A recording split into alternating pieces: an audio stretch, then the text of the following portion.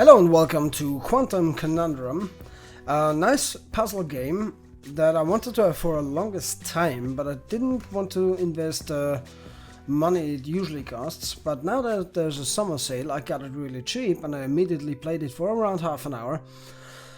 Because I wanted to try the game, see how it runs, see how it records, because sometimes a game runs perfectly fine, but as soon as you start recording, it totally goes to shit. I always want to check for that now. The first thing I noticed, which was really awesome, was John Delancey, which played Q on Star Trek, and Agent Simmons, I believe was his name, in Stargate, is a voice actor in this game, and I love this guy, so it's already awesome. And as to how the game itself plays, we're gonna find that out now, while we start a new game. Yes, it will delete my progress. Once upon a time. That's how these things usually start, yes? A sister took pity on her brilliant, prolific, and incredible brother. She had somehow gotten it in her head that he might be lonely, or at least that's what she claims.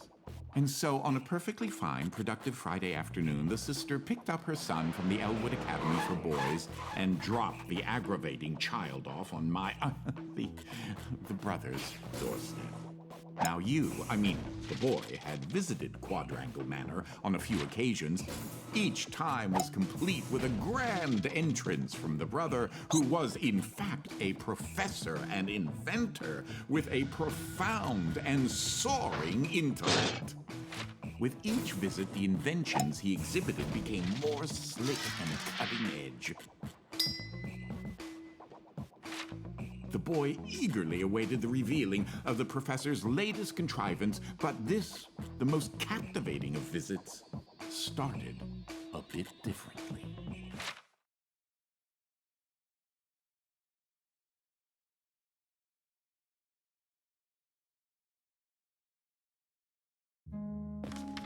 Well, let's see here. If I configure the transdimensional velocity regulator at approximately 0.887 microseconds past the... Oh, you're here? Yes, I am. I have the most incredible invention to show you this visit. Unfortunately, I'm a bit indisposed at the moment. Move around with WASD. Yes, normal. If you take your luggage into the foyer, I will join you as soon as I can. Yes, uncle. Pick up an object by pressing mouse left click. Use button. That's easy enough so far. What a puzzle game. Oh, you confounded machine. Ugh. What was that? Good question. Now what? Oh, good. That should be a safety release for the door up there somewhere. Now, where on earth did I put that? Okay, let's use our luggage. Wait a minute. Something isn't quite right here. Oh, no, no, no, no, no, no, no, no, no! Well, that doesn't sound good. What the hell? Who needs gravity?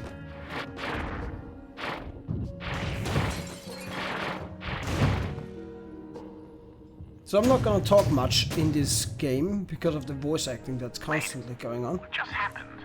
Just like this. Not entirely sure where I am right now. The security uplink on my watch still seems to work, so I can see you and... Hello? You can hear me, right? Jump around a bit if you can. Ah! It seems as if I can still tap into the intercom system. Great. Well, I most certainly can do better than this. Testing, testing, testing, testing, testing. Yes. There. Ha! Much better. Now, what in the world are you doing here? Were you supposed to be here today? Yes. No matter. Well, judging from the current underwhelming amount of light in this room, we're still on backup power. My head is killing me. It seems as though I now possess a rather large epidural hematoma. A bump on the head. Do me and yourself a favor and head to the front hall. There's a way to restart the power grid. Yes, uncle. Open! Thank you. Last I remember, I was in the new technology sector, and then... I don't know. I do think the failsafe was tripped accidentally. Unfortunately, the front door will remain in lockdown until you can restore the power. So I can't get out back to my mother until we finish the game. Okay, got it. If you head over to my office over on the left, you should be able to restart the manor's power grid. Okay. Throw that switch there. It should be the one. Alright. Well, that wasn't as effective as I'd hoped.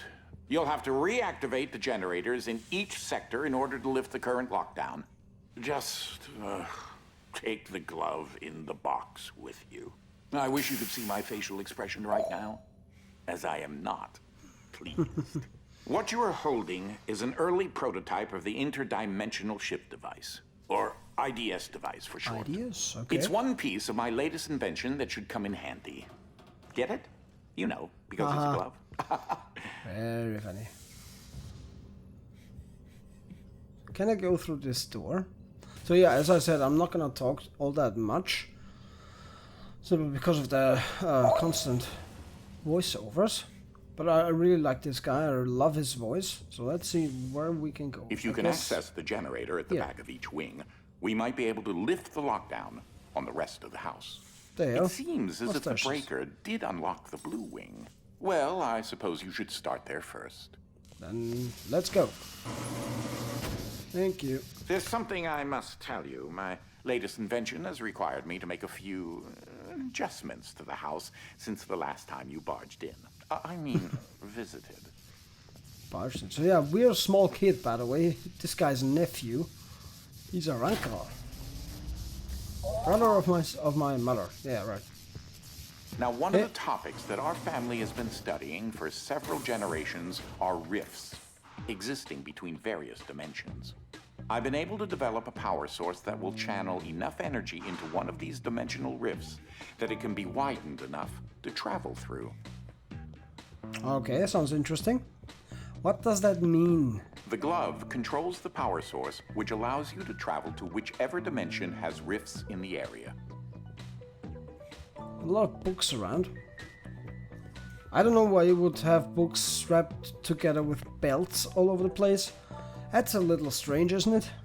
I have a lot of books, I mean not as many as this guy, but I usually don't bind them together with belts. Wow, or 3 belts. Okay, my uncle is insane. Good to know. You won't have control over the ability to switch dimensions yet. Just be patient. I want abilities. The hell? This door is using one of my inventions, the repetitive, periodic, articulating gruidae. Or a drinking bird. Except it's far more advanced. Yeah, I'm sure. Let's put this over here. Open! Sesame!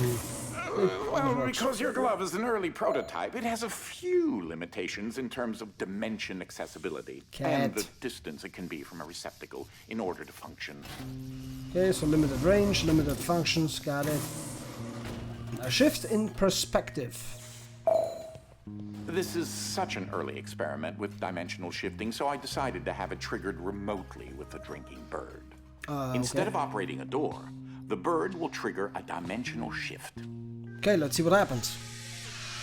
There's an IDS battery in the machine that will power the dimensions. Okay, which in makes this no case sense. is Fluffy Dimension. In addition to Fluffy being embarrassingly adorable, it's also rather useful because everything is 10 times lighter than normal. Okay. Which means I can lift the safe when it's in Fluffy mode, but I can't lift it otherwise. Come on. So in Fluffy Dimension... that looks like a regular scale, it is in fact a portable kinetic mass to electricity converter. Yay. In Fluffy Dimension, I can actually pick up things that would be way too heavy for me. And if I cancel out of the Fluffy Dimension, the for example, the safe I just picked up will regain his normal weight, which is useful for switches such as these. There's that lovely bird again. Sometimes I call him Desmond. Okay, you're insane. Battery. Something to note. Since you're holding a version of the IDS device, you, in fact, are not the you in an alternate dimension. Let me try that again. You remain constant, so no matter the dimension, your mass, shape, speed, and trying personality remain the same. So I can also pick up other things when the game is in fluffy dimension. Ow, my nose itches again. You should throw that IDS battery into the receptacle mounted on the wall. How do I... oh, that's how I throw. Okay. Where's the battery? Come here. That receptacle will distribute the power source around the room, allowing you to now use your IDS device to switch dimensions at your leisure. Now I can use the E button to turn on and off the fluffy dimension, which means I can't move this safe now, but now I can because I'm in fluffy dimension. So I can move really heavy things around. As I mentioned, dimensional rifts in the manor are magnified by the stabilizing energy from the IDS receptacle and batteries. Yeah, whatever. Not that I understand any of that. Goddamn nose. Always starts itching. This is what enables you to slip between dimensions when you're wearing the IDS glove. Okay. Open. Ah, that's Dolly. Dynamic Object Linear Ligation Interface. Cool to face. You, a cloning device. I like my house just so. So I decided to add functionality to her to keep everything consistent. Whoa! Fuck.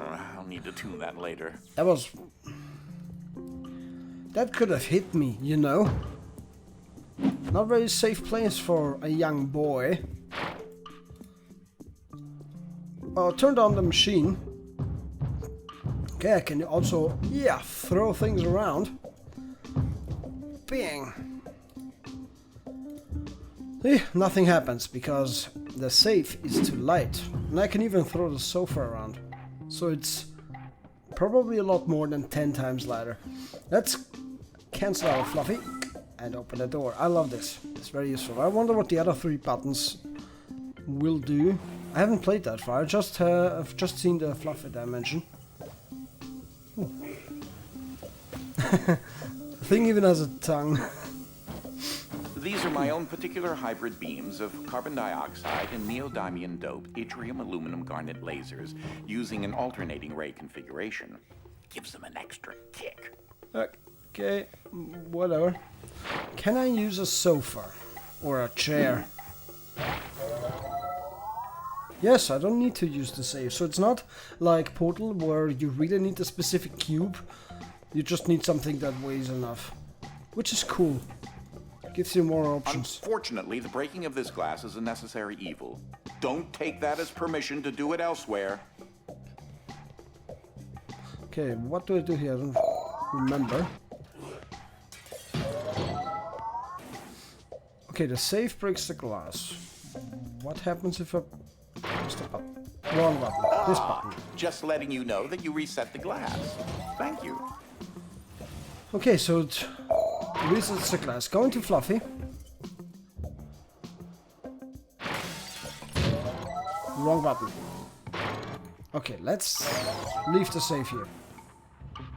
No, because if I press the button, the glass will reappear and the safe will go away. Okay, let's get out of here. I'm confused.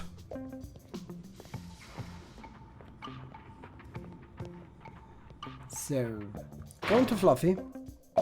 Press the button. Boom. Glass not break. So now I can take the safe and put it on the button without breaking the glass. So I can pass. You shall pass. Misquote from Lord of the Rings. Yeah. Cool.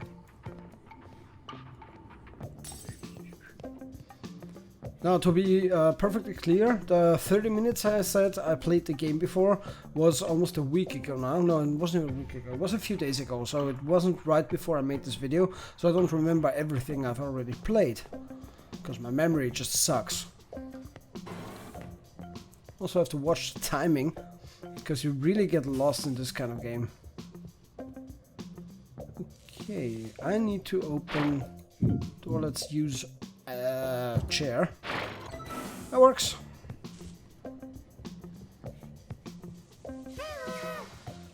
Oh, that creature there is an interdimensional kinetic entity, or Ike. Ike, I like him. Bye-bye. Oh, the door. Can I not take the safe with me? Do I even need it? Oh, I'm an idiot. Ike was telling me how to... That's interesting.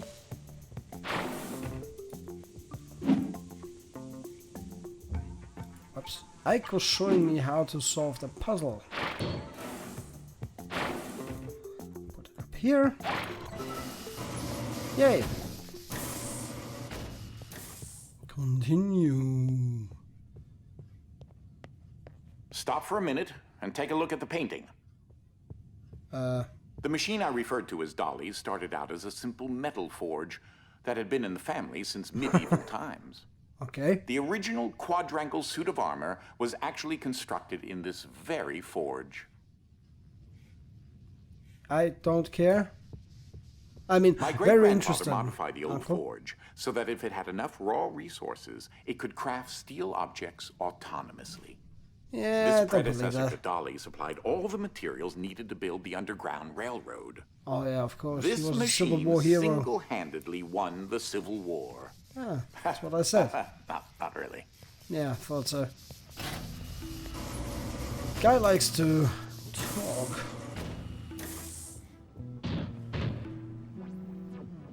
Okay, we have a save. Can I use that thing? Why did this save fall normally? Come on, spit out another one. Alright, let's go into Fluffy and wait for it to spew out another one. I'm missing something, aren't I? There's a button. In case you're wondering, you turned on a fan.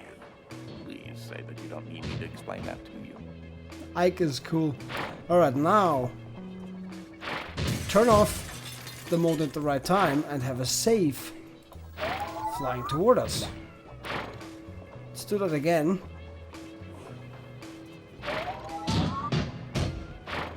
Almost not make it.